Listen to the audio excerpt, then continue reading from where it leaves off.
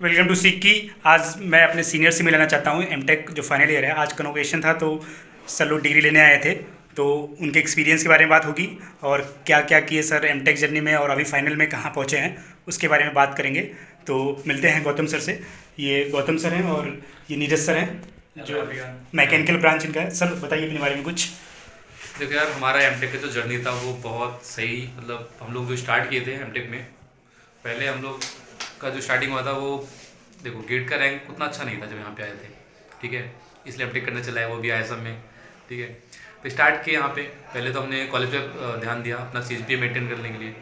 हमारा सीजीपीए जब मेंटेन हो गया तो उसके बाद हम सोचे कि भैया सीजीपीए तो सही है, प्लेसमेंट भी हो जाएगा और टेक्निकल तो सही है, गेट पास करके आए, गेट करके आए। तो उसके बाद क्या किए कि हम लोग अपना गेट पे फोकस कर लिए। जितने भी पीएसयू के एग्ज़ाम हो रहे हैं, जैसे कि एचएएल हुआ, एचपीसीएल हुआ, जितने भी एग्ज़ाम हो रहे हैं सबको दे रहे हैं और सब फोड़ रहे हैं बढ़िया से उसी तैयारी में।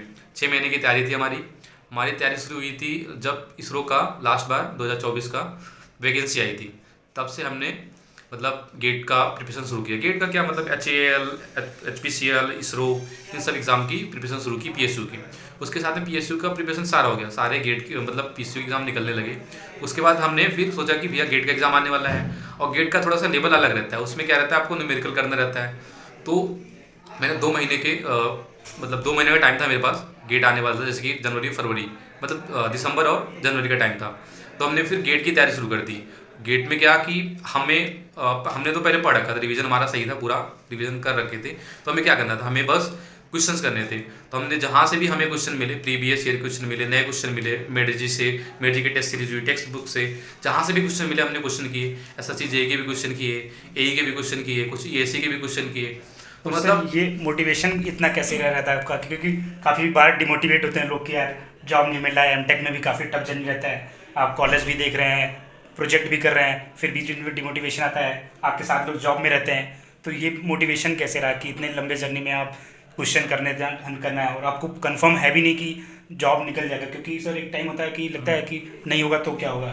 देखो यार, देखो एमटेक में जो होता है ना, अगर आप आए हो मतलब आईआईटीज में, तो 80% या 90% चांस रहता है आपका प्लेसमेंट हो जाएगा। तो उस चीज़ में तो मैं था कि भाई थोड़ा अंदर कॉन्फिडेंस था कि भाई मैं तो टॉप 20 और 10 में आता हूँ, तो मेरा तो प्लेसमेंट होगा ही। इसलिए मैंने तैयारी शुरू रखी थी। लेकिन ये मेरा दोस्त है नीरज, तो इसके बारे में बताता हूँ। एक रीज़न और भी है मोटिवेशन का। ये जैसे हम बीटेक, जैसे हम लोग निकलते हैं तो तैयारी के फेज में होते हैं, तैयारी करने लगते हैं या किसी एग्जाम की करते हैं, गेट की करते हैं, ठीक है। ये बंदा क्या था, इसने अपना मतलब ये जैसे निकला बीटेक से, ये जॉब करने लगा। सबसे सही बात ये थी कि इसने जॉब का एक्सपोजर इसको मिल गया है, तो पास्ट एक्सपीरियंस के बेसिस पे इसको एक मोटिवेशन अंदर से वो भी था कि प्राइवेट जॉब में मतलब कैसा रहता है, कैसा माहौल रहता है, कैसा काम रहता है। तो वो सबसे बड़ा मोटिवेशन इसके अंदर रहा है during the journey of BTech. मैं सर से मैं ये बात किया था कि अगर आप बीटेक से निकल लो तो हो सके आप जॉब एक्सपीरियंस ले लो, 4 महीना 5 महीना, आपको पता तो रहता है हाँ रियलिटी आपको पता रहेगा कि क्या है। भाई अगर आप प्राइवेट कॉलेज से जॉब अपना बीटेक किए हो, अगर आपको जॉब मिलता है तो जॉब का पैकेज वही 4 लाख 3 लाख 2 लाख मिलता है, ठीक है। अगर आप जो उस पैकेज जब जॉब करने जाओगे ना, तो आपको पता चलेगा काम क्या होता है, प्राइवेट जॉब क्या होता है। फिर आपको पता चलेगी कि भैया हम यही अगर तैयारी कर लेना, हम कोई भी एग्जाम निकाल लेंगे। तो सबसे बड़ा मोटिवेशन था कि भैया ये 8 घंटे का काम से अच्छा हम 4 घंटे पढ़ लें तो कोई भी एग्जाम निकल जाए, और इस हिसाब से एग्जाम निकला भी। तो और गौतम सर का गेट में रैंक सर आपका कितना इस बार आया? भाई मेरा तो 45 है। रैंक तो बहुत और ये नीरज भाई है जो मेरी तो जर्नी में मेरा हमेशा हम दोनों साथ ही रहते थे। तो पढ़ाई करना ये मेरे को पढ़ाता, जो मेरे को नहीं, नॉन टेक मेरे को नहीं आता था, नॉन टेक में ये हेल्प करता था। इसकी वजह से मेरे नॉन टेक एग्जाम जो है वो सारे निकल गए बढ़िया से। नॉन टेक वाला निकला क्या है, एचएएल निकला, एचपीसीएल हुआ, एचपीसीएल निकला, 2 एग्जाम निकल गए बढ़िया से। इंटरव्यू दिया मैंने, इंटरव्यू तक थोड़ा सा इंटरव्यू में नहीं नीरज सर का मेंस में हुआ है। इसका सबसे बड़ा अच्छी बात ये है कि ये मतलब एचएएल से शुरुआत की थी हम लोगों ने। अच्छा। मेरा भी एचएएल निकला था, इसका भी था, ठीक है। तो इंटरव्यू देने मैं नहीं गया था, मेरा क्योंकि एसएससी जेई का मेंस का एग्जाम था। तो मेरा क्या था कि एक बंदा मतलब इसका ही है, उसका नाम लेना चाहूँगा मतलब, तो उसने बोला कि भाई, उन्होंने बोला कि ऐसा कर दूँ, मतलब तेरा उतना अच्छा तो नंबर नहीं है, जस्ट कट ऑफ के अराउंड है तुम्हारा नंबर एचएएल में, तो एक काम कर, तू एसएससी मेंस का बढ़िया से दे और इंटरव्यू छोड़ दे। तो वो मेरा एक वाइज डिसीजन मैं बोलूँगा कि उस टाइम पे मैंने लिया था। तो वो भी इंपॉर्टेंट मैटर करता है कि तुम उस पॉइंट ऑफ टाइम पे उस सिचुएशन में कैसा मतलब तुम सिचुएशन को लेते हो, क्या तुम डिसीजन लेते हो। तो मैंने मेंस दिया, तो मेंस के बाद क्या हुआ कि फाइनल हो गया, मतलब 4 फिर मेरा टाटा मोटर्स वगैरह कुछ इंटरव्यू मैंने दिए थे यहाँ पे कैंपस में, ठीक है। उसके बाद कुछ रिटर्न एग्जाम भी मेरे निकले थे। बट 4 जनवरी को जैसे मेरा मतलब रिजल्ट आ गया था फाइनल एसएससी जेई का, तो एसएससी जेई से मेरे को सेंट्रल वाटर कमीशन मिला। तो मैंने उसके बाद क्या हुआ कि मैंने कहा ठीक है जॉब हो चुकी है, अब मैंने तैयारी छोड़ दी। उसके बाद अगर थोड़ा और कंटिन्यू करते तो गेट में शायद और अच्छा रैंक मेरा आता, बट तो जो भी अभी सर गौतम सर का गेट में 45 रैंक आया है और IOCL में है सर, और सर CWC में है। तो सर अब एमटेक की जर्नी बताइए कि 2 साल का एमटेक का जर्नी कैसा रहा, कैसे दोस्त बने, क्या हुआ, क्या पॉलिटिक्स, क्योंकि आजकल मैं भी एमटेक फाइनल ईयर में हूं, तो बहुत सारे इंटरनल पॉलिटिक्स चलते हैं। हाँ। और रियलिटी पता चल जाता है कि लोग पे ट्रस्ट कैसे करना है, लोगों की पहचान हो जाती है, सामने लोग कैसे होते हैं, पीठ पीछे कैसे होते हैं, काफ़ी चीज़ें पता चलती है। तो वो बताइए सर। देखो यार, और IT का एक्सपोजर सर बताइए। आपको दोस्त को तो पहचानना होगा कि आपका दोस्त कौन है, जो आपके लिए खड़ा हो सकता है, आपके लिए अच्छा कौन सोचता है, और आपके साथ कौन रहता है। और एक बंदे होते हैं कुछ मतलब होते, जैसे कि आपके बहुत सारे टाइप के दोस्त होते हैं।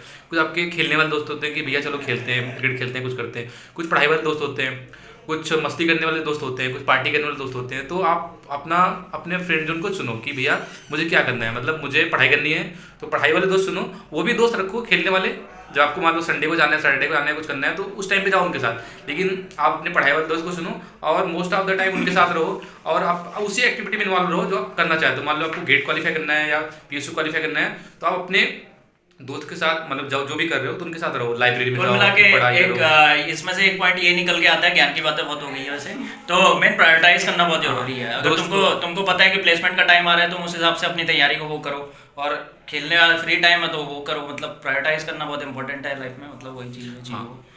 आपको अपनी प्रायोरिटी पता होनी चाहिए तो कि सर अभी मतलब प्रायोरिटी क्या है। जो गेट दे रहे हैं और जो SSC का मेन सभी रिजल्ट आने वाला है। हाँ, SSC का देखो मैंने दोबारा से दिया था। बहुत लोग ये भी एक शिकायत करते हैं कि जो सेलेक्ट हो चुके हैं वो भी मतलब फिर से दे रहे हैं, फिर से SSC में अपीयर हो रहे हैं, कोई भी एग्जाम में अपीयर है स्टेट के एग्जाम में। वो देखो वो इंडिविजुअल सबका चॉइस है। दूसरी चीज़ है सब लोग अपना बेटरमेंट चाह रहे हैं, ठीक है। तो सबसे जैसे मेरा CWC है तो बेटरमेंट चाह रहा हूँ इन द सेंस कि मेरा डिपार्टमेंट थोड़ा अपग्रेड हो जाए, MES मिल जाए या CPW मिल जाए। तो मैंने केवल 2 ही चॉइस डाला हुआ है।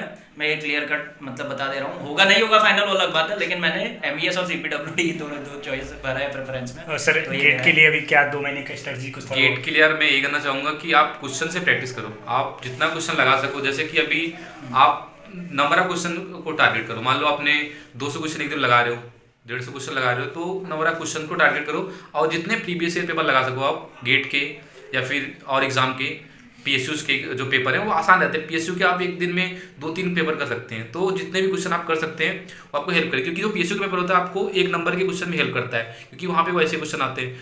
और न्यूमेरिकल टाइप क्वेश्चन जो गेट के प्रीवियस ईयर रहते हैं, आपको गेट के जो 2 मार्क्स क्वेश्चन रहते हैं या नेटिव टाइप के क्वेश्चन रहते हैं उसमें हेल्प करेंगे। तो जो क्वेश्चन मतलब बहुत जरूरी है क्वेश्चन लगाना, कम से कम मतलब कुल मिला के पैटर्न को समझना, क्वेश्चन के पैटर्न को समझना उस पर डिपेंड करता है। SSC जेईई है वो थियोरेटिकल एग्जाम, अगर थ्योरी तुमने अच्छे से कवर कर रखी है तो मुझे नहीं लगता कि बहुत सारे क्वेश्चन कवर करने की जरूरत है उसके बाद, अगर थ्योरी अच्छे से कवर है। अगर थ्योरी नहीं है तो क्योंकि तुमको टाइम लगता है, तो ये अगर सर तुम क्वेश्चन करते हो तो कवर कंटेंट को कवर करने में टाइम लगता है, हो सकता है वो एग्जाम में ना भी आए। तो ये पढ़ाई की बातें हो गई अगर सर, अच्छी है पढ़ाई की तो बातें हो आप गई सर पूरा। तो अभी कैसे 2 साल चिल माहौल रहा है एमटेक बाकी में? हाँ, एमटेक में जैसे हम लोग आए थे तो क्या था कि शुरू में खूब क्रिकेट खेले, खूब बहुत मस्ती की, एक साल तो बहुत मस्ती की। मतलब पूरा ऐसा फील था कि कुछ नहीं है, ठीक है हो जाएगा, अंडर चल रहा है बढ़िया। ये मैं सर रियलाइज किया हूँ, मैं भी हाँ। काफ़ी एजुकेशन में मतलब पढ़ाई किया हूँ, लंबा तैयारी भी किया हूँ। तो मुझे पता है कि आप जब तक पढ़ते हो तब तक आप जवान रहते हो। एग्जैक्टली। और आप बचपना लगता है, जैसे मुझे फील होता है कि मैं दिनों दिन छोटा होता जा रहा हूँ अपनी एज से। मुझे नहीं लगता मेरा एज बढ़ रहा है, क्योंकि जब कॉलेज में आप होते हो तो कॉलेज की अलग ही लाइफ होती है सर। हाँ, ये तो है। कॉलेज की लाइफ आप इंजॉय करो, जैसे कि आए हो तो थोड़ा मस्ती भी करो कुछ टाइम तक, लेकिन साथ में आप जैसे कि मस्ती कर रहे हो तो साथ में ध्यान रखो कि आपकी पढ़ाई का वो जो कंटिन्यूटी है ना वो छूटे नहीं, कंटिन्यूटी मेंटेन रहनी चाहिए। आप एक दिन में एक पेज ही पढ़ो, थोड़ा सा एक क्वेश्चन लगाओ, लेकिन करते रहो थोड़ा थोड़ा करते अब खुद के स्किल पे काम करते रहो कंटिन्यू, क्योंकि आप कॉलेज के बाद जाओगे बाहर तो आप प्लेसमेंट के लिए हाँ। स्किल आपको चाहिए। अगर आप प्लेसमेंट बैठ रहे हो, आपके पास आपके रिज्यूमे में स्किल होनी चाहिए, वो लिखी होनी चाहिए जैसे कि आपको आता भी हो। ये नहीं कि आप लिख दो आपको आता ना हो। मुझे लगता है कॉलेज में आदमी के पास टाइम बहुत रहता है, लेकिन वही है कि हम लोग टाइम वेस्ट भी बहुत करते हैं, Priority fix नहीं कर प्रायोरिटी पाते। नहीं करोगे वो होती है हमको। मतलब प्लेसमेंट के अलावा भी हमको बहुत टाइम मिलता है, मेरे को इतना फील हुआ है। हाँ। लेकिन मैं खुद ही मतलब बहुत टाइम अपना जाया किया उस चीज़ पे, मजा वो मस्ती ये सब। फिर भी सब कहीं ना कहीं एक्सपीरियंस हो जाता होगा उससे। बट ये है कि हाँ, अपना तैयारी भी जिस टाइम पे हमको तैयारी करनी तैयारी भी कर ली है, और सिलेक्शन भी कहीं ना कहीं हो गया। मतलब ये चीज़ टाइम को आप यूटिलाइज मतलब देखो आप कहाँ यूटिलाइज कर रहे हो। हाँ, जैसे कि आप टाइम को कहाँ एक दिन में आप लिखो कि भैया आज मैंने क्या क्या किया, आज इस टाइम को कहाँ मैंने यूटिलाइज किया इस टाइम को। और जो आपका वो टाइम है ना जो आप किसी अच्छे काम करने में नहीं, पढ़ाई में नहीं यूज़ किया, उसको हटा दो कि भैया ये कल हम नहीं करेंगे, इसकी जगह कुछ और करेंगे। तो प्रायोरिटाइज करो अपने टाइम को। मतलब काम को। क्योंकि टाइम ही एक एनर्जी है और लाइफ का सबसे कीमती चीज़ है वो टाइम। अगर आप टाइम मैनेज कर ले रहे हो तो चीज़ें ईजी हो जाती है।